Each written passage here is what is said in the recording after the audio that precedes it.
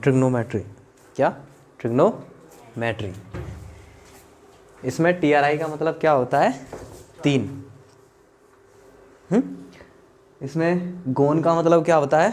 भुजा। क्या? भुजा, साइड्स। और मेट्री का मतलब क्या होता है? मीजरमेंट, उनको मापना। यानी कि 3 भुजाओं का मीजरमेंट ही ट्रिग्नोमेट्री है। और 3 भुजाएं हमें कहाँ मिलती हैं? एक ट्रायंगल में, एक त्रिभुज में। वैसे तो त्रिभुज तमाम सारे होते हैं, लेकिन हम स्पेशली पढ़ने वाले हैं राइट एंगल ट्रायंगल को, यानी कि समकोण त्रिभुज को। वो समकोण त्रिभुज कुछ इस प्रकार का होता है भाई मेरे, ठीक है।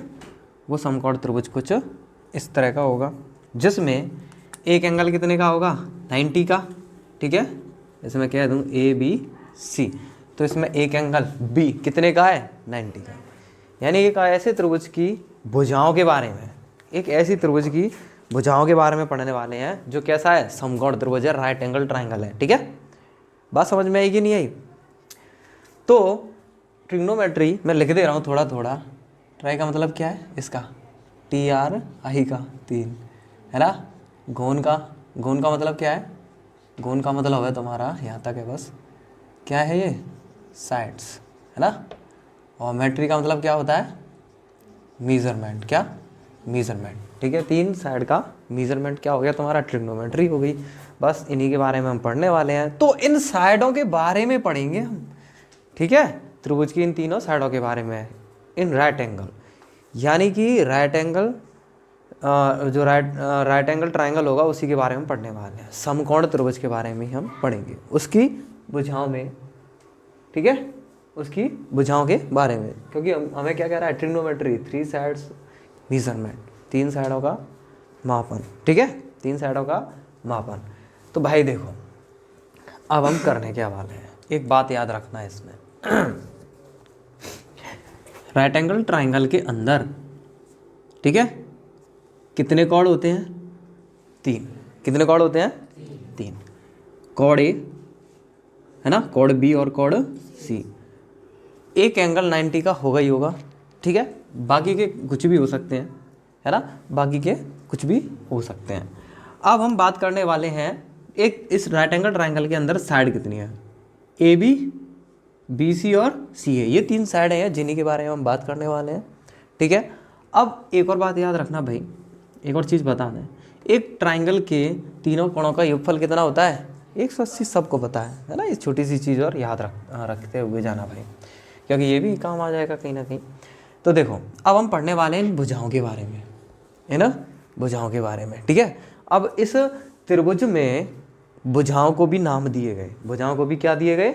नाम। तो 90 के एंगल के जस्ट सामने वाली जो भुजा होती है, 90 के एंगल के जस्ट सामने वाली जो भुजा होती है, वो सबसे बड़ी भुजा होती है। वो क्या होती है? सबसे बड़ी भुजा।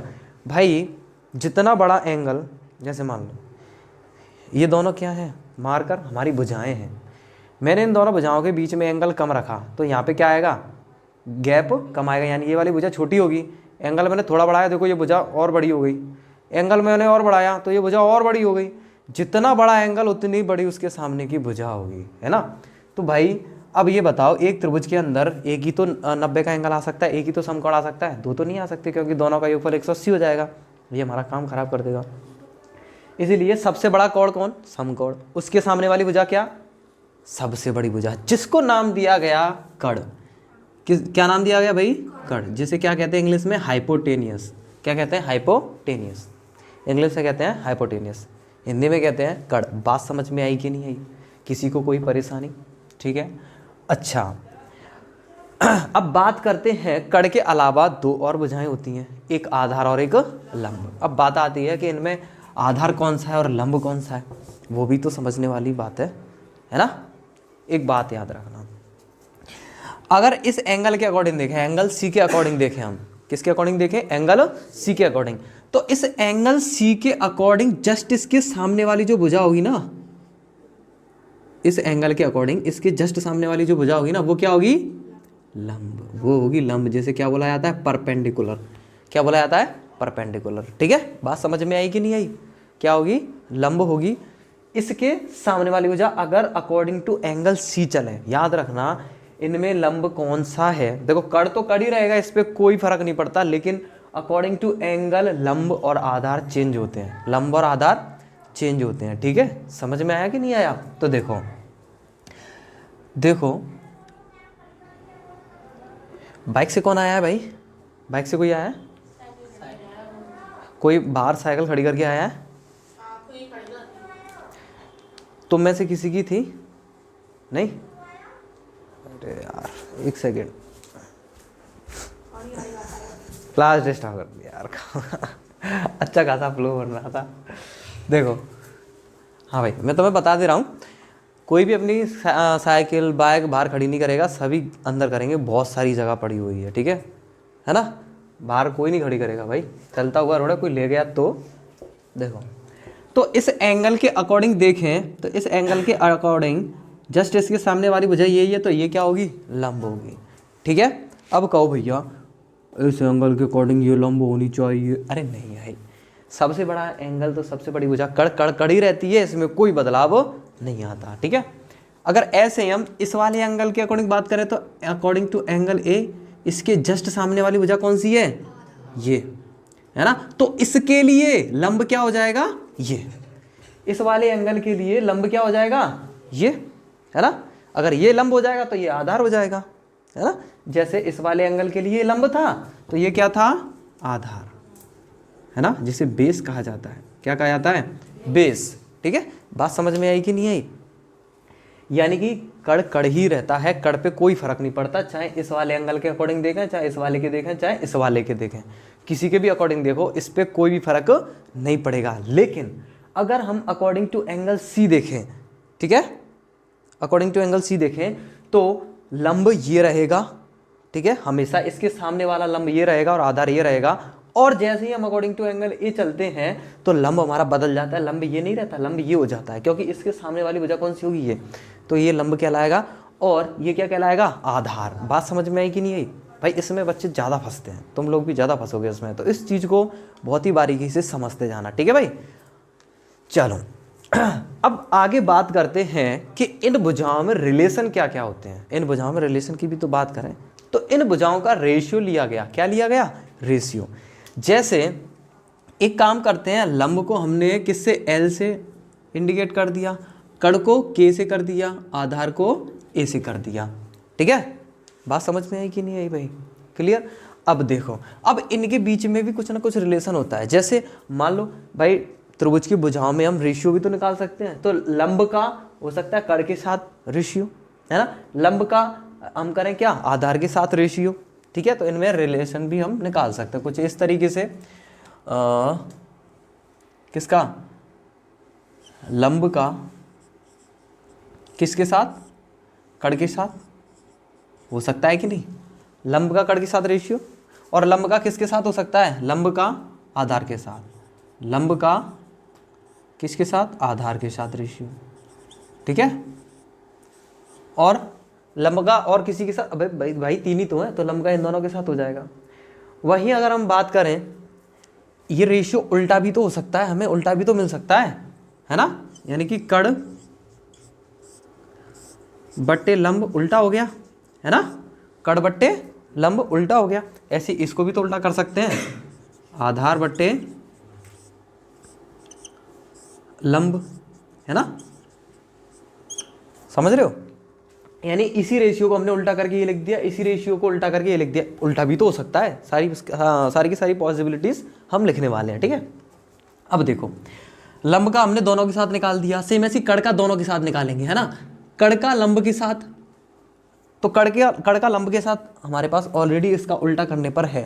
ठीक है, और कड़ का आधार के साथ, क्या कड़ का आधार के साथ है, नहीं है तो लिख लो, कड़ का किसके साथ, आधार के साथ, है ना, रेशियो ये निकाल दिया, है ना। और कड़ का लंब के साथ भी हो गया, कड़ का आधार के साथ भी हो गया। अब कौन बचा, आधार।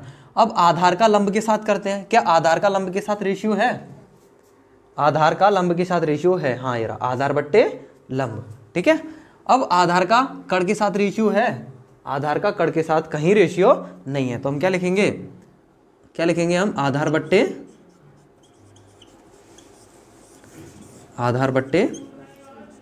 कड़, समझ में आया?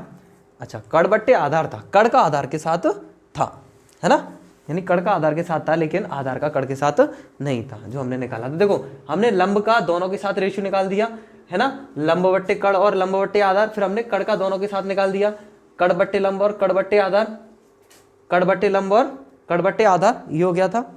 फिर हमने आधार का दोनों के साथ निकाला, आधार बट्टे कड़ और आधार बट्टे लंब, आधार बट्टे कड़ और आधार बट्टे लंब। हमने सभी भुजाओं का आपस में रिवर्स रेशियो भी हमारे पास है, यानी तुम देख पाओगे अगर कड़ बट्टे आधार है तो आधार बट्टे कड़ भी होगा कहीं ना कहीं, ये रहा आधार बट्टे कड़, है ना, कड़ बट्टे लंब है तो लंब बट्टे कड़ भी होगा, ये रहा, आधार बट्टे लंब है तो लंब बट्टे आधार भी होगा, ये रहा, यानी इतनी बस यही पॉसिबिलिटीज़ थी।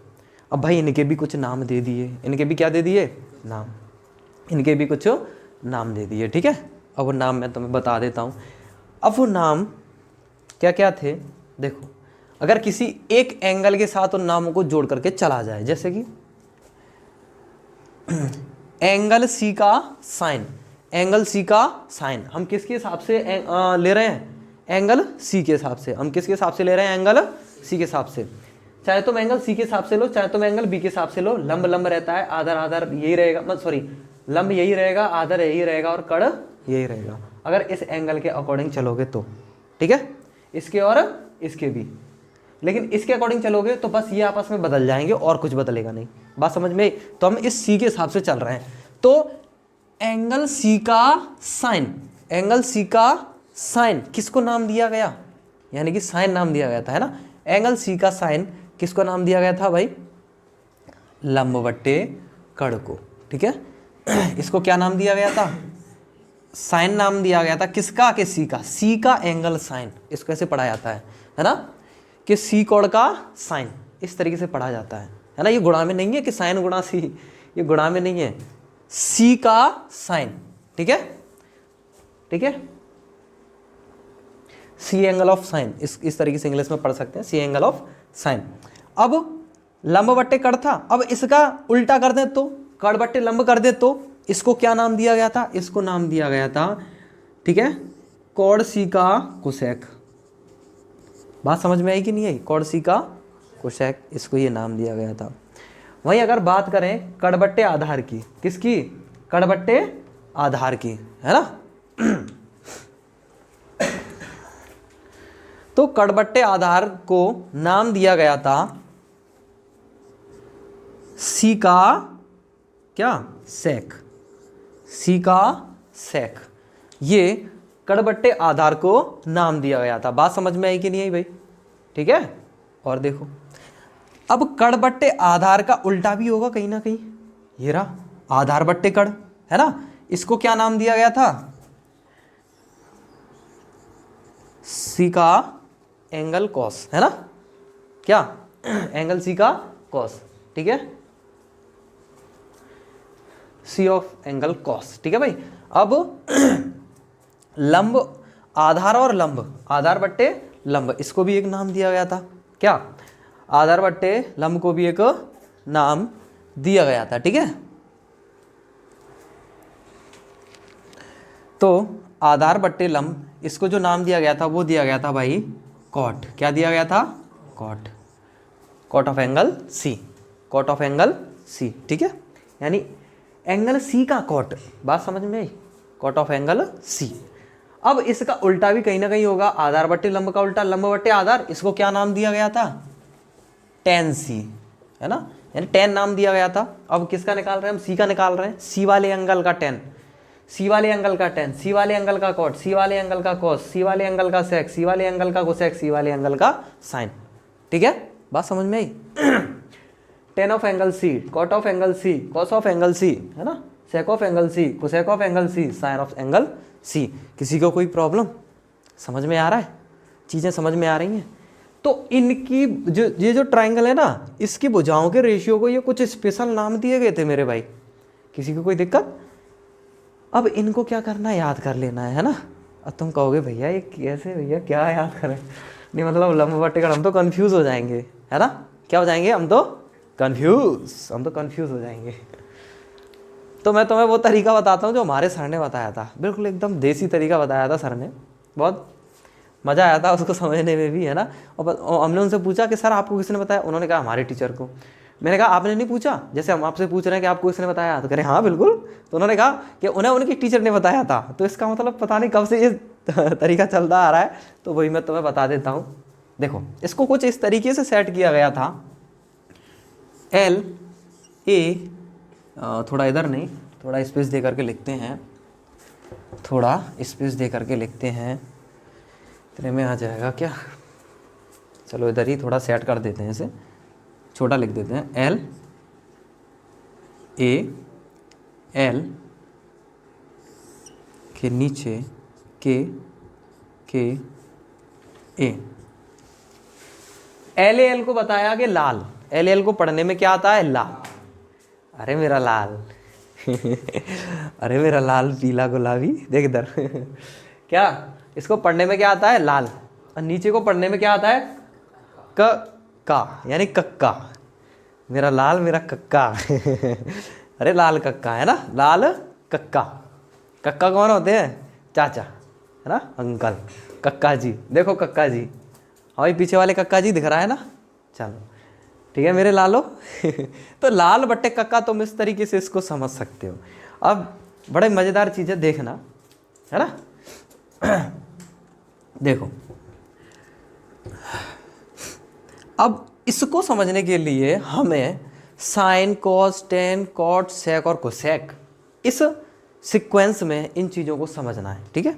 यानी कि पहले साइन लेना है, फिर कॉस, फिर टेन, फिर कॉट, फिर सेक, फिर कोसेक, इस तरीके से।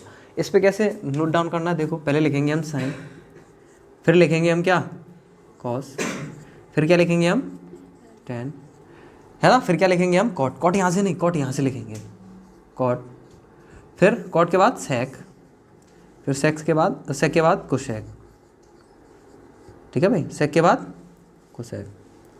बात समझ में आएगी नहीं आई। पहले क्या लिखेंगे, साइन, फिर कॉस, फिर टेन, फिर कॉट, फिर सेक, फिर कोसेक। बात समझ में आएगी नहीं भाई, क्लियर, ठीक है। यानी कि तुम लोग देख पा रहे होगे, ये अलग अलग में इस तरीके से तोड़ दूं, है ना, कुछ इस तरीके से तोड़ दूं मैं।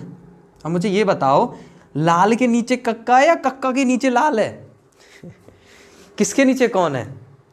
तो इसमें मैं बता दूं तुम्हें, कोई किसी के नीचे तो कोई किसी के ऊपर नहीं है। फिर इसका मतलब देखो ये एक दूसरे के ही नीचे है ना। देखो इसके नीचे ये है, इसके नीचे ये है, और इनके नीचे ये है। जब इस बोर्ड को हम उल्टा कर देंगे ना, तो ये ऊपर आ जाएंगे, ये नीचे आ जाएंगे, है कि नहीं। बोर्ड को जब उल्टा कर दोगे तो ये नीचे आ जाएंगे, है ना। तो कुछ इस तरीके से, तो भैया इनके नीचे ये हैं और इनके नीचे ये हैं, ये एक दूसरे के नीचे हैं, है ना, ये एक दूसरे के नीचे हैं यानी कि इनसे ऊपर कौन है कि इनसे ऊपर कोई, ये एक दूसरे के नीचे कह लो, एक दूसरे के ऊपर कह लो, है ना, कि इसके ऊपर ये है ना, और इसके ऊपर ये है, ऐसे भी कह सकते हो तुम, ठीक है। चलो आखिर ऐसा क्यों, तो वो बड़े ध्यान से देखना ऐसा क्यों, है ना, मैं जो बोल रहा हूँ ऐसा क्यों। देखो अच्छा, लंब बट्टे कड़ को मैं एल बट्टे के लिख सकता हूँ, है ना, लंब बट्टे कड़ को एल बट्टे के लिख सकता हूँ, और लंब बट्टे आधार को मैं क्या लिख सकता हूँ, लंब बट्टे आधार एल बट्टे ए, के बट्टे एल, ए बट्टे एल, के बट्टे ए और ए बट्टे के। समझ में आया, किसी को दिक्कत, कोई परेशानी, आगे बढ़े। चलो देखो तो देखो मैंने कहा साइन, साइन के नीचे क्या है, एल बट्टे के, क्या, एल बट्टे के, यानी साइन के नीचे क्या आ रहा है, एल बट्टे के, है ना। तो यानी साइन को हम क्या लिख सकते हैं, एल बट्टे के। किसी को कोई परेशानी, है ना। अब कॉस के नीचे क्या आ रहा है, ए बट्टे के, ए बट्टे के, कॉस के नीचे क्या आ रहा है, ए बट्टे के। तो हम कॉस को, कहाँ गया कॉस, ये रहा, ए बट्टे के नहीं लिख सकते, लिख सकते हैं ना। यानी कि कॉस के नीचे ए बट्टे के, तो कॉस का ए बट्टे के, है ना, कॉस बराबर ए बट्टे के। टेन के नीचे एल बट्टे ए, दिख रहा है ना सभी को। टेन के नीचे क्या, एल अपॉन ए, तो देखो टेन को हमने क्या लिखा, टेन को लिखा हमने एल अपॉन ए, ठीक है। अब देखो, अब भैया कॉट के नीचे क्या है, टेन के नीचे ये था लिख दिया, अब कॉट के नीचे क्या है, क्या कॉट के नीचे भी एल बट्टे ए है ना। अब देखो, अब इसने अपना काम निकालने के लिए इसको अपने नीचे ले लिया, अब देखो ये अपना काम निकालने के लिए इसको अपने नीचे लेगा, यानी कि कॉट बराबर क्या हो जाएगा, ए बट्टे एल, ए बट्टे एल। कहाँ है कॉट, ये रहा, कॉट बराबर हो जाएगा ए बट्टे एल। समझ में आयो, आगे बढ़े। देखो ऐसी सेम सेक बराबर क्या हो जाए, क्या हो जाएगा, के बट्टे ए। सेक कहाँ है, ये रहा भाई, ये रहे भाई साहब, देखो के बट्टे ए। कोसेक कहाँ है, ये रहा के बट्टे एल। कोसेक कहाँ है, ये रहा भाई साहब के बट्टे एल। तो समझ में आ गया होगा। किसी को कोई परेशानी, किसी को कोई परेशानी, आगे बढ़े, ठीक है, चले। देखो हाँ भाई, अब इसके बाद एक और बात आती है जो मैं तुम्हें बता देता हूँ भाई। देखो इस रिलेशन से एक चीज हमें देखने को मिलती है भाई, और वो क्या है, वो ये है कि देखो, देखोगे तुम पाओगे कि साइन का उल्टा कोसेक है और कोसेक का उल्टा साइन है नहीं। समझ में आ रहा कि नहीं आ रहा, साइन का उल्टा कोसेक है और कोसेक का उल्टा साइन है। देखो साइन का एल बट्टे के है तो के बट्टे एल कोसेक का, यानी इनमें भी कोई ना कोई रिलेशन जरूर होगा भाई, यानी ये एक दूसरे के उल्टे हैं। ये क्या हैं, एक दूसरे के उल्टे, तो इनको उल्टा कर दो ना। यानी इसके अलावा भी और भी रिलेशन आते हैं, वो मैं तुम्हें लिखवा देता हूँ, देख लो कि साइन, अब थीटा, अब मैं एक बता दे रहा हूँ, एंगल ले लेना है थीटा कितनी खुशी हो रही है देखो एंगल ले लेते हैं कोई भी, थीटा। थीटा तुम्हें देखने को ज़्यादातर मिलेगा, थीटा कुछ ऐसा होता है, थीटा जैसे बोलते हैं, इस तरीके का थीटा होता है। वो एंगल की जगह लिया जाता है, किसकी जगह, कॉर्ड की जगह, एंगल की जगह। यानी यहाँ यहाँ यहाँ क्या माना, ये कोई, ये जो एंगल सी है ये थीटा रहा होगा इस तरीके से, तो उसको साइन वगैरह के साथ ले सकते हैं। लेकिन फिलहाल मैं तुम्हें अभी सी में बता रहा हूँ, तो मैं सी को ही लेके चलूँगा कि साइन सी इक्वल क्या होता है। साइन सी इक्वल क्या होता है, मैंने क्या बताया कि साइन कोसेक का उल्टा, तो उल्टा कर दो ना भाई, एक बट्टे कोसेक, कोसेक सी, ठीक है। अब क्या होता है, साइन का उल्टा कोसेक होता है, तो भाई साहब कोसेक का भी तो उल्टा साइन होगा, यानी इसे हम रिवर्स करके भी तो लिख सकते हैं, है ना तो cosec C is equals to क्या आ जाएगा, 1 साइन सी। किसी को कोनो दिक्कत है ना, अरे भाई साहब सी रह गई, देखो लो हो गया सी, है ना। इसी तरीके से थोड़ा थोड़ा आगे बढ़ेंगे तो हम पाएंगे कि कॉस का उल्टा सेक है, ऐसे ही सेक का उल्टा कॉस हो जाएगा। तो इसे हम क्या लिख सकते हैं, कॉस सी इक्वल टू 1 सेक सी, ठीक है भाई। बात समझ में आया कि नहीं आया, बात समझ में आई। ऐसे ही सेक का उल्टा क्या हो जाएगा, कॉस, ठीक है। किसी को कोई परेशानी, बड़ा अच्छा लग रहा है, ठीक है। ऐसे ही सेम आप लोग देखोगे, टेन का उल्टा कॉट और कॉट का उल्टा टेन, टेन का उल्टा कॉट, ऐसे ही कॉट का उल्टा, है ना। हाँ भाई, किसी को कोई परेशानी, समझ में आया इतना। यानी तुम लोग देख पा रहे हो ये उल्टे भी होते हैं, यानी कि एक दूसरे के। ये भी एक बहुत ज़्यादा ज़रूरी रिलेशन है, जो हमें कहाँ से दिख गया भाई, यहाँ से दिख गया, मज़ा आ गया है ना एकदम से। यानी इनके बीच में भी एक रिलेशन होता है ना। एक और देखो और बात की जाए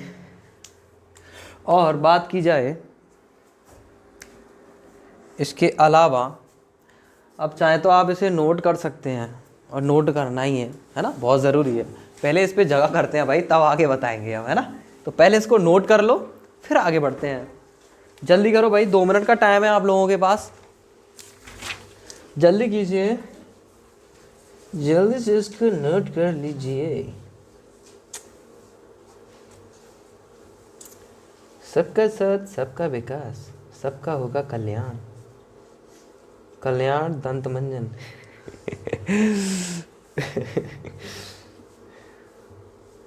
ओम फो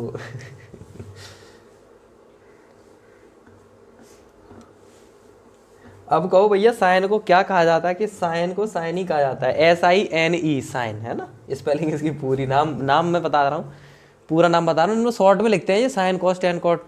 साइन को पूरा लिखा जाता है SINE, कॉस को लिखा जाता है कोसाइन, COSINE कोसाइन, ठीक है। टेन को कहा जाता है टेंजेंट, TANGENT टेंजेंट। कॉट को कहा जाता है कॉटगेंट, COTANGENT कॉटगेंट, पूरा नाम बता दे रहा हूँ मैं। सेक को कहा जाता है सेकेंट, SECANT, तो इनको शॉर्ट में लिख देते हैं सेक थीटा, ठीक है भाई साहब। कोसेक को लिखा जाता है कोसेकेंट, COSECANT कोसेकेंट, जिसे शॉर्ट में क्या लिख देते हैं कोसेक। और क्या कोसेकेंट, टेंजेंट, फेंगेंट, पता नहीं क्या क्या कहते रहे, है ना। इससे अच्छा है शॉर्ट में कह दो sine cos tan cot sec cosec, कितना आसान लग रहा है। वही पूरा पढ़ते, sine cosine tangent cotangent secant cosecant, ओम फो है ना। अय्या मैयारी बहुत खतरनाक हो जाता भाई, इसलिए इसको कुछ इस तरीके से हम करेंगे भाई, है ना। इनको ऐसे पढ़ेंगे, इतना लंबा चौड़ा नहीं रखेंगे, सिंपल सिंपल सिंपल पढ़ेंगे, ठीक है। कुछ कुछ याद करने वाली बातें, कुछ कुछ याद करने वाली बातें, छोटी मोटी बातें और बता देते हैं, और बता देते हैं। नन्ना नन्ना रन्ना रन्ना नन्ना। चलिए चलिए चलिए आगे बढ़िए, आपका समय समाप्त होता है अब। 2 मिनट ठीक है, 2 मिनट और दिया जाते हैं, और दिया जाता है। छोटी सी चीज़ें और देख लो, देखो एक ये स्पेशल भाई साहब है 10, है ना, 10C। इन भाई साहब को साइन और कॉस के पदों में भी तोड़ा जा सकता है, तो इसको भी याद कर लेना, साइन C बट्टे कॉस C में, ठीक है भाई। ये स्पेशल भाई साहब है 10। अब तुम कहोगे भैया 10 का उल्टा कॉट होता है, तो भैया कॉट को भी बदल दो यार, बड़ा मजा आ जाएगा वास्तव में। चलो कॉट को भी बदल देते हैं फिर इसी बात पे। तो जैसे कि 10 का उल्टा कॉट होता है, तो इन कॉट भाई साहब का ये भी तो उल्टा हो जाएगा, यानी कि कॉस C बट्टे क्या आ जाएगा, साइन C। मजा आ गया भाई साहब, है ना। यानी कि कुछ कुछ तो हो रहा है ना। अच्छा, इसको देख करके थोड़ी थोड़ी गुदगुदी सी हुई, लग रहा है कि तुम 10th में आ गए। इसको देख करके ना बच्चे थोड़े कब से जाते हैं ट्रिग्नोमेट्री को देख करके, क्योंकि इसमें जादू ही जादू है, इसमें बहुत सारा जादू है ना। जिसके हाथ लग गया ना वो कलाकारी कर जाता है और बहुत इजी जादू है ये। और याद रखना, नोट्स बनाना शुरू कर दो, और आज के डाटा को आज ही नोट्स में लिखना, कल के लिए मत डाल देना। और इतने प्यार से लिखना, इतने गजब तरीके से सजा के धीरे धीरे और लिखना। धीरे धीरे लिखने से क्या होता है, चीज़ें दिमाग में बैठती जाती हैं। तुम ऐसे लिख दोगे कुछ नहीं होगा। और किसी की कॉपी में से मत छापना, खुद बनाओ। डाउट बनेंगे तुम्हारे, मुझसे पूछोगे फिर तुम, है ना, तभी डाउट बनते तुम जब तुम घर पे पढ़ते हो। रिवीजन करना, लिख के देखना, याद करने वाली चीज़ों को याद करना। कौन कहता है मैथ में याद नहीं किया जाता, करना पड़ता है यार याद, है ना। जैसे कि इसको तुम समझ सकते हो, ये समझने वाली चीज़ें दिमाग में, लाल कक्का आ जाएगा, कोई दिक्कत नहीं। लेकिन तुम इनको याद कर लोगे और अच्छी बात है, तुरंत आएगा, है ना। कि साइन थीटा बराबर लंबा बटे गढ़, है ना, बात समझ में आ रही कि नहीं है। कॉस थीटा बराबर आधा बटे गढ़, ऐसे तुरंत आएगा दिमाग में, ठीक है। तो याद कर लोगे और अच्छी बात होती है। लेकिन समझ लो, वो भी हम समझा रहे हैं, समझने वाली भी चीज़ें। तो ये रहता है, क्योंकि हमें डायरेक्टली इनकी ज़रूरत पड़ेगी, है ना, डायरेक्टली ही इनकी ज़रूरत पड़ेगी। ये रफली है, ये रफली है, इसको कभी भी फेयरली बनाने की कोशिश मत करना। ये जुगाड़ है, इसे क्या कहते हैं दोस्तों, जुगाड़। ये है जुगाड़, है ना, इसे जुगाड़ कहते हैं। जो फिलहाल बंद हो चुकी है, एक हमारे यहाँ भी थी जुगाड़, बंद हो गई यार, वो बहुत अच्छी थी। जैसे ही वो आता था ना पुल, फट पीछे आ गई, सबको नीचे उतारा आता, फिर वो धक्का लगाते उसमें, तब जा करके वो पुल पे चढ़ पाती। भाई साहब पुल पे उसकी दम निकल जाती थी। अब बंद कर दिया उनकी जो पीछे की मतलब वो डब्बा सा होता था ना फ्रेम लकड़ी का, ट्रैक्टरों में लगा दिए गए वो, फिर ट्रॉली बना दी उनकी, बहुत तगड़ी थी। चलो भाई इतना अब तो हो गया, अब हम नहीं रुकेंगे भाई, है ना, अब हम नहीं रुक सकते। और देखो अब हम इससे छोटी छोटी चीज़ें और बता देते हैं, है ना, नोट करने वालों की संख्या भी है इसलिए गैप दे करके बता देते हैं थोड़ा, है ना। लेकिन देखो नोट कर रहे हो तो समझते भी जाओ, लेकिन मेरे हिसाब से जब तक मैं ना कहूँ तब तक नोट मत करो, जब तक मैं समझाऊँ समझो, क्योंकि हमारा जो फोकस है ना, है ना, हमारा जो फोकस होता है वही चीज़ों को हमारी समझने में मदद करता है। तुम्हारा फोकस इधर होना चाहिए। अब फोकस बांट रहे हो, कभी लिख रहे हो, कभी देख रहे हो, कभी लिख रहे हो, मेरी पूरी बात तुम्हारे दिमाग में फीड नहीं हो पा रही है, क्योंकि तुम इतने तेज कहाँ हो कि लिखे भी लो और समझ भी लो, है ना। और तुम्हारा दिमाग भाई एक बार में एक ही काम कर सकता है, मुझे पता है तो इसलिए पहले समझा करो तब लिखा करो, ठीक है। चलो चलो अब इस समझ में नहीं आया, चलो मैं इस दोबारा से बता देता हूँ। अब देखो अब इससे आगे की कहानी कुछ मैं और इम्पोर्टेंट चीज़ें तुम लोगों को बता देता हूँ जो तुम लोगों के लिए बहुत ही ज़्यादा ज़रूरी हैं। तो भाई जैसे कि इसको समझ में नहीं आया तो दोबारा से बता देते हैं चलो देखो ठीक है देखो, जैसे कि तुम में से कई लोग क्या करेंगे कि जैसे कि साइन थीटा है, इसको समझेंगे कि भैया इसे हम साइन गुणा थीटा लिख सकते हैं, वाह, है ना। तुम लोग क्या सोचोगे कि साइन थीटा को हम साइन गुणा थीटा लिख सकते हैं। नहीं मेरे दोस्त, इसको ऐसे नहीं लिख सकते, ये बिल्कुल गलत है, ये बिल्कुल गलत है, इसको इस तरीके से नहीं लिखा जाता, ठीक है। साइन और थीटा को अलग नहीं किया जा सकता, बात समझ में आएगी नहीं, साइन और थीटा को अलग नहीं किया जा सकता, बात समझ में आ रही है। हम इनको इस तरीके से गुणा में नहीं लिख सकते, ठीक है, क्योंकि ये क्या होता है, यानी कि साइन है किसका, कि थीटा का, एंगल ऑफ थीटा, ठीक है, साइन एंगल ऑफ थीटा, यानी एक दूसरे से रिलेट करते हैं, इनको गुणा में नहीं लिखते, ठीक है, इनको गुणा में नहीं लिख सकते। और दूसरी बात, अब तुम क्या करोगे कि साइन थीटा का होल स्क्वायर करोगे, तो तुम लोग पता है तुम में से कोई क्या करेगा, कोई लिखेगा कि साइन स्क्वायर और थीटा का स्क्वायर, कोई लिखेगा कि साइन थीटा का इधर स्क्वायर लगा देगा, या फिर है ना, यही तो करेंगे तुम लोग, और क्या करोगे, यही करोगे लेकिन मैं तुम्हें बता दूं ये दोनों ही गलत हैं, इनको ऐसे नहीं लिखा जाता, इनको ऐसे नहीं लिखा जाता, बात समझ में आई कि नहीं, इनको हम इस तरीके से बिल्कुल भी नहीं लिख सकते, ठीक है। तो फिर लिखते कैसे हैं, तो भाई इनको लिखा जाता है साइन स्क्वायर थीटा, यानी कि जो स्क्वायर है ना वो यहाँ लगता है साइन के ऊपर, ठीक है, ना कि थीटा के ऊपर। अगर थीटा के ऊपर लगा दिया तो इसका मतलब पता क्या हो जाएगा, थीटा का स्क्वायर रहा होगा, पूरे का स्क्वायर नहीं होगा फिर, है ना। इस तरीके से इसको नहीं लिख सकते, ये गलत है फिर, है ना। अच्छा क्या इस तरीके से लिख सकते, नहीं भाई, जो थीटा है वो थीटा ही रहता है, तुम उसका होल स्क्वायर करोगे तो इसका मतलब ये थोड़ी ना कि थीटा का भी स्क्वायर हो जाएगा, नहीं, थीटा ही रहता है, ठीक है, बात समझ में आई ठीक है भाई। तो हम इसको लिख कैसे सकते हैं, कुछ इस तरीके से इसको हम लिख सकते हैं, साइन स्क्वायर थीटा, है ना। अगर साइन थीटा का होल स्क्वायर है तो हम उसको लिखेंगे कुछ इस तरीके से, ये जो स्क्वायर है यहाँ एन के ऊपर लगेगा, ठीक है, यानी कि ऊपर लगेगा फिर थीटा, बात समझ में आई। क्या हमने थीटा को अलग कर दिया, नहीं, थीटा अलग नहीं हुआ है भाई, बात समझ में आई कि नहीं। आगे बढ़ते हैं चलो, और तुम में से कुछ क्या करेंगे, इसको कुछ इस तरीके से भी लिखेंगे भाई, इसको तुम लोग कुछ इस तरीके से भी लिखोगे, जैसे साइन थीटा, है ना, की होल पावर कितनी है, -1, साइन थीटा की होल पावर कितनी है, -1।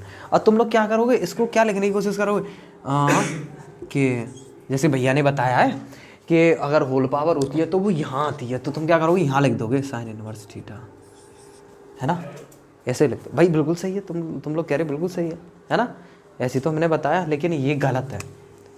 ये क्या है, इनवर्स ट्रिग्नोमेट्रिक फंक्शन बन जाता है, ये इनवर्स वहाँ लगा देने से, ठीक है, जो तुम्हें 12th क्लास में देखने को मिलेगा प्रतिलोम त्रिकोणमितीय फलन में, ठीक है, इनवर्स ट्रिग्नोमेट्रिक फंक्शंस में। तो तुम लोगों को भाई साइन थीटा के होल इनवर्स को कुछ इस तरीके से नहीं लिखना है, तो फिर हम इसे तो फिर हमें इसे लिखेंगे कैसे, बिल्कुल इसी तरीके से लिखा रहने देना है, यानी इसको हम इस तरीके से नहीं बदल सकते। अच्छा, इसको चेंज कर सकते हैं, जैसे कि कोई भी पावर है, माइनस की 1 है, इसको प्लस में कैसे चेंज किया जाता है, मैंने कैलकुलेशन क्लास में बताया था। क्या करते हैं भाई, अगर साइन थीटा का होल इनवर्स है तो हम इसे क्या लिख सकते हैं, 1 साइन थीटा की होल पावर +k1। तो +k1 को हम क्या लिखो, मत लिखो, कोई परेशानी नहीं है, यानी इसको हम ये लिख सकते हैं भाई, ये बिल्कुल भी सही है ना। बात समझ में आई कि नहीं आई? यानी कि कुछ कुछ इस तरीके से, है ना, कुछ इस तरीके से हम चीज़ों को लिख सकते हैं। ठीक है भाई, मुझे लगा कि मैंने बंद तो नहीं कर दी कहीं। चलो ये समझ में आया, यानी ये कुछ बेसिक चीज़ें थी। जब तुम ट्रिग्नोमेट्री में क्वेश्चंस लगाओगे तो कुछ ये चीज़ें देखने को मिलेंगी, तो तुम्हारे दिमाग में कुछ कुछ चीज़ें क्या रहेंगी, डाउट में रहेंगी। मतलब क्या इसको ऐसे लिख सकते हैं, क्या ये ऐसा हो सकता है, ये करके दिखाओ है ना, तो ऐसा नहीं करके दिखाना है। चलो भाई, इतना समझ में आया, किसी को कोई परेशानी? अब इससे आगे बढ़ते हैं। देखो एक बहुत ज़रूरी चीज़, अभी जिसको नोट करना है वो नोट कर सकता है, वरना ऐसा कोई ख़ास ज़रूरी तो देखा जाए तो बहुत ज़रूरी है भाई, बहुत ज़रूरी है ना, लेकिन समझ में आ गया होगा। चलो स्क्रीन शॉट ले लेना भाई है ना, क्लास को कंटिन्यू रखो, स्क्रीन शॉट ले लेना, या वीडियो को रोक करके आप लिख सकते हैं, क्योंकि फ़िलहाल तो लाइव नहीं है ना, क्या पीछे रह जाओ। अब इसके बाद की बात करते हैं भाई अब इसके बाद की बात करते हैं। एक होती है पाइथागोरस प्रमेय। क्या होती है? पाइथागोरस प्रमेय, जो लगती है किसमें, राइट एंगल ट्रायंगल में, समकोण त्रिभुज में, है ना। क्या होती है? एक पाइथागोरस प्रमेय होती है ना। थे कोई पाइथा जी जिन्होंने ये पाइथागोरस प्रमेय बनाई। ठीक है भाई ABC, ये एक राइट एंगल है, जो राइट एंगल बना हुआ है वो एंगल B पे बना हुआ है। ठीक है, अब इसमें है ना, जैसा कि हम बता चुके हैं 90 डिग्री एंगल के जो सामने वाली जो भुजा होती है वो क्या होती है, कर्ण, हाइपोटेनियस। ठीक है, अगर देखा जाए इस एंगल के अकॉर्डिंग देखा जाए या इस एंगल के अकॉर्डिंग देखा जाए तो ये क्या होगा, आधार, बेस, है ना। ठीक है, और अकॉर्डिंग टू दिस एंगल लंब क्या हो जाएगा, ये भाई ये आधार ये होगा तो फिर लंब तो ये होगा ही, सॉरी, इसके और इसके अकॉर्डिंग देखें तो लंब ये होता है तो फिर आधार तो ये होगा ही, है ना, इस तरीके से, है ना, उस तरीके से। ठीक है भाई, समझ में आया कि नहीं आया? अब मान लेते हैं ये एंगल सी क्या है, थीटा, तो ये एंगल मान ले आते हैं। ठीक है, ये वाला एंगल हमने सी क्या मान लिया, थीटा, इसके अकॉर्डिंग चीज़ें निकालेंगे। अभी मैं तुम्हें सारी चीज़ें बताऊंगा किस तरीके से कैसे निकाला जाता है। ठीक है, चलो, लेकिन सबसे पहले मैं तुम्हें बता रहा था पाइथागोरस प्रमेय, यानी कि पाइथागोरस प्रमेय क्या है। तो पाइथागोरस प्रमेय क्या है, किसी समकोण त्रिभुज की जो सबसे बड़ी भुजा का वर्ग होता है वो अन्य दो छोटी भुजाओं के वर्ग के योगफल के बराबर होता है। क्या? किसी समकोण त्रिभुज की सबसे बड़ी भुजा, अब सबसे बड़ी भुजा क्या होती है, कर्ण। क्या होती है, कर्ण। तो कर्ण का स्क्वायर, सबसे बड़ी भुजा क्या है, कर्ण, तो कर्ण का स्क्वायर बराबर होता है, किसके बराबर होता है, अन्य दो छोटी भुजाओं के। तो भैया ये दोनों छोटी तो ही होंगी, तो लंब के स्क्वायर के प्लस आधार के स्क्वायर के। बात समझ में आई कि नहीं आई? तो ये है पाइथागोरस प्रमेय, ये है पाइथागोरस प्रमेय, जो किसने दी थी, पाइथा जी ने दी थी। किसने दी थी, पाइथा जी, है ना, पाइथा जी ने क्या दिया, पाइथागोरस प्रमेय। ठीक है, पाइथा जी थे हमारे, गौरस सरनेम, प्रमेय उन्होंने प्रमेय दी, तो पाइथागोरस ने क्या दी भाई, पाइथागोरस थ्योरम। तो पाइथागोरस थ्योरम ये है, हाइपोटेनियस का स्क्वायर इज इक्वल्स टू होता है बेस का स्क्वायर परपेंडिकुलर का स्क्वायर प्लस बेस का स्क्वायर। बात समझ में आई कि नहीं आई भाई? आगे बढ़े, चल। अब इसका यूज़ क्या है, पाइथागोरस प्रमेय का यूज़ क्या है, समकोण त्रिभुज में, और ये लगती सिर्फ समकोण त्रिभुज में, याद रखना, किसी और त्रिभुज के लिए वैलिड नहीं है, इनवैलिड हो जाएगी। ठीक है, इनवैलिड एक्टिविटी जो तुम करते हो, है ना, वो नहीं करनी है। तो देखो अब इसका यूज़ क्या है, यूज़ ये है, त्रिभुज की किसी भी खोई हुई भुजा को ज्ञात करना। त्रिभुज की किसी खोई हुई भुजा को ज्ञात है, क्या खोई हुई भुजा, अरे मतलब दो भुजा दे रखी होंगी किसी तीसरी भुजा को निकालने के लिए, त्रिभुज की खोई हुई तीसरी भुजा को निकालने के लिए, है ना, किसी भी तीसरी भुजा को दो दे रखी होंगी, तीसरी पूछ लेगा। कैसे? देखो ऐसे जैसे हमारे पास कड़ कितना है, मान लो कड़ 5 है ना, कड़ कितना है 5, और आधार कितना दे रखा है, आधार दे रखा है हमारा, कितना दे दें आधार या लंब है ना, मान लो लंब दे रखा है कितना 3, लंब दे रखा है 3, तो वो क्या कह रहा है आधार बताओ कितना होगा। ठीक है, कड़ 5 दे रखा है, लंब 3 है, तो वो कह रहा है आधार बताओ कितना होगा भाई। तो क्या करेंगे, सिंपल पाइथागोरस प्रमेय में लगा देंगे और आंसर पा लेंगे। कड़ का स्क्वायर यानी कि 5 का स्क्वायर बराबर लंब का स्क्वायर यानी कि लंब 3 का स्क्वायर प्लस, आवाज़ आ रही है यार, आवाज़ नहीं करनी चाहिए है ना, पता है ना, आवाज़ करोगे तो कौन आ जाएगा, डागू मंगल सिंह। आप शांत हो जाओ। आधार निकालना है ना, तो आधार का स्क्वायर, हाँ भाई 5 का स्क्वायर 25, याद है, ठीक है याद कर लेना। अब 3 का स्क्वायर, देखो मैं 3 को इधर ले आया तो क्या हो जाएगा, 3 का स्क्वायर 9। ओहो भैया इधर ले आए, इधर भी ले आते हैं, नहीं, दोनों पक्षों से 3 का वर्ग 3 का स्क्वायर घटाने पर हमें प्राप्त होता है 25 माइनस के 3 का वर्ग 9, है ना। इधर घटाएंगे, माइनस के 3 का स्क्वायर करेंगे, इधर देखो इधर मैंने माइनस का 3 का स्क्वायर किया, इधर भी माइनस के 3 का स्क्वायर किया, तो इससे तो ये गल गया, गल गया इसमें से ये घट गया। ठीक है, क्या 3 का स्क्वायर घटाने पर, है ना, माइनस के 3 का स्क्वायर नहीं, 3 का स्क्वायर, ओ सॉरी मैंने ये क्या कर दिया, 3 का स्क्वायर जोड़ने, वो सॉरी दोनों, अरे यार मैं ये क्या कह रहा हूँ, देखो डाकू मंगल सिंह का डर आ गया। दोनों पक्षों में मैंने 3 का स्क्वायर घटा दिया, दोनों पक्षों में मैंने 3 का स्क्वायर घटा दिया, है ना, इस तरीके से, तो इससे तो ये कट जाएगा, है ना भाई। अगर अंदर माइनस लगा दिया तो माइनस माइनस प्लस हो जाएगा, वो तो है ना, फिर तो जुड़ जाएगा ना। देखो, और इसमें से इसको ये घटा दिया मैंने, 25 माइनस का 9, है ना, जैसे यहाँ प्लस लग जाएगा इस तरीके से इक्वल, ये तो कट ही गया, बचा क्या आधार का इसका। लेकिन तुम्हें ऐसा लिखना नहीं है, मैं क्या कह रहा हूँ, ये तुम्हें लिखना नहीं, ये फालतू की बातें हैं अब, है ना, वो रीज़न मैंने बता दिए, है ना, बस अब तो तुम्हें डायरेक्ट इधर उठा के पटक देना है इसको, वो फालतू की बातें हैं, अब कुछ नहीं रखा उन बातों में, है ना, खुरपा ले लो हाथों में।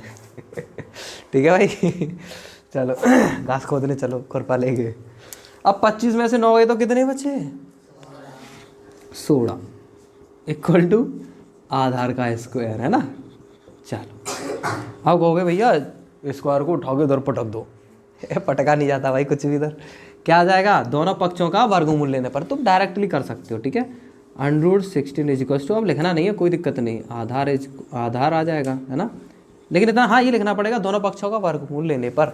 ठीक है, तो वर्गमूल लोगे, है ना, तो इधर आधार का स्क्वायर था ना, इस पे भी क्या आ जाएगा वर्गमूल, तो स्क्वायर से रूट खत्म हो जाता है, ये हम कैलकुलेशन क्लास में बता चुके हैं प्यार से, है ना।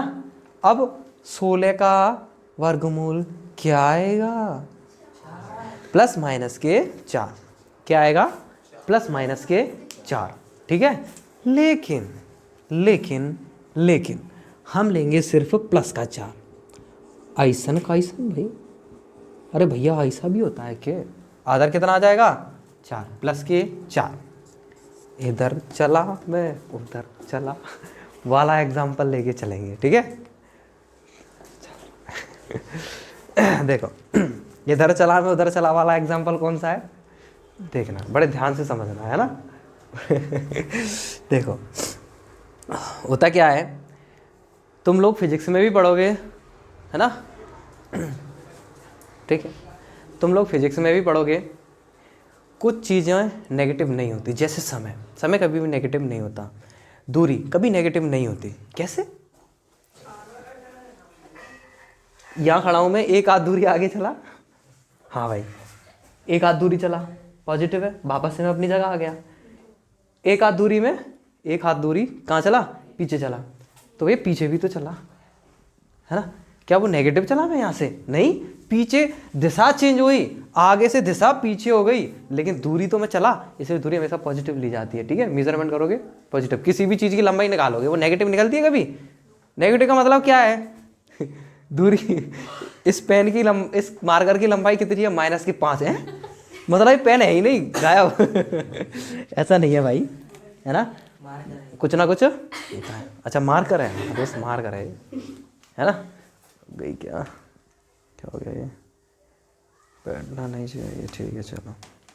हाँ भाई, तो कुछ इस तरीके से, इसलिए जो आधार की लंबाई, ये हमने क्या निकाली, इस बीसी भुजा की लंबाई निकाली है, ये बीसी भुजा की लंबाई, ठीक है, क्या निकाली है, लंबाई। लंबाई कभी नेगेटिव नहीं होती, इसीलिए प्लस के 4 इसका आधार आएगा। किसी को कोई परेशानी है ना। तो मेरे प्यारे साथियों, आज की क्लास को यहीं तक रखते हैं, इससे आगे की कहानी शुरू करेंगे कल। तब तक के लिए हंसते रहो, मुस्कुराते रहो, नाचते रहो, गाते रहो, पढ़ते रहो, रिवीजन करते रहो और नोट्स बनाते रहो। कल नोट्स अपने लेके आना, अपन चेक करने वाला है, ठीक है भाई। बात समझ में आएगी नहीं आई, लेके आने हैं, मैं चेक करूँगा और तुम्हारे लिए बहुत ज़रूरी सूचना, आज का आज ही करना है, ठीक है, कल के लिए नहीं छोड़ना है, ठीक है, कल के लिए नहीं छोड़ना है। नमस्ते, उधर ही रहिए अभी, ठीक है। आज का आज ही करना है, कल के लिए नहीं छोड़ना है, और कल लेके आना, यही जरूरी सूचना है। चलो बाय।